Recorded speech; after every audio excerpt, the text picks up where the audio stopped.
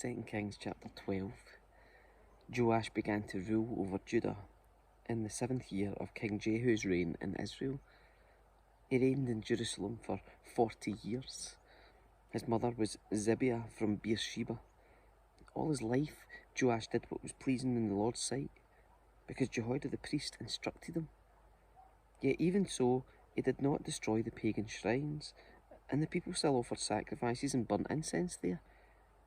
One day King Joash said to the priests, "Collect all the money brought as a sacred offering to the Lord's temple, whether it's a regular assessment, a payment of vows, or a voluntary gift.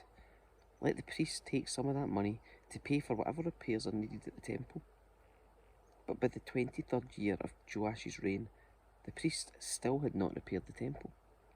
So King Joash called for Jehoiada and the other priests and asked them, "Why haven't you repaired the temple?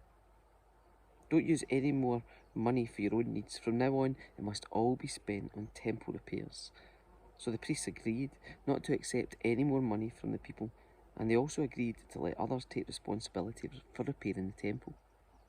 Then Jehoiada the priest bored a hole in the lid of a large chest and set it on the right-hand side of the altar at the entrance of the temple of the Lord. The priest guarding the entrance put all of the people's contributions into the chest.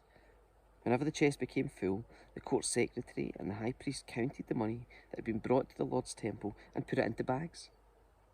Then they gave the money to the construction supervisors, who paid it to pay the people working in the Lord's temple, the carpenters, the builders, the masons and the stone cutters. They also used the money to buy timber and the finished stone needed for repairing the Lord's temple, and they paid any other expenses related to the temple's restoration. The money brought to the temple was not used for making silver bowls, lamp snuffers, basins, trumpets, or other articles of gold or silver for the temple of the Lord. It was paid to the workmen who used it for the temple repairs. No accounting of this money was required from the construction supervisors because they were honest and trustworthy men. However, the money that was contributed for guilt offerings and sin offerings was not brought into the Lord's temple. It was given to the priests for their own use. About this time, King Hazael of Aram went to war against Gath and captured it. Then he returned to attack Jerusalem. King Joash collected all the sacred objects that Jehoshaphat, Jehoram, and Ahaziah, the previous kings of Judah, had dedicated, along with what he himself had dedicated. He sent them all to Hazael, along with all the gold in the treasuries of the Lord's temple and the royal palace. So Hazael called off his attack on Jerusalem.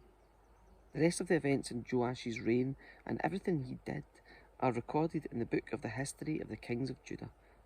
Joash's officers plotted against him and assassinated him at Beth Millo on the road to Silla. The assassins were Jozachar, son of Shimeath, and Jehozabad, son of Shoma, both trusted advisors. Joash was buried with his ancestors in the city of David. Then his son Amaziah became the next king.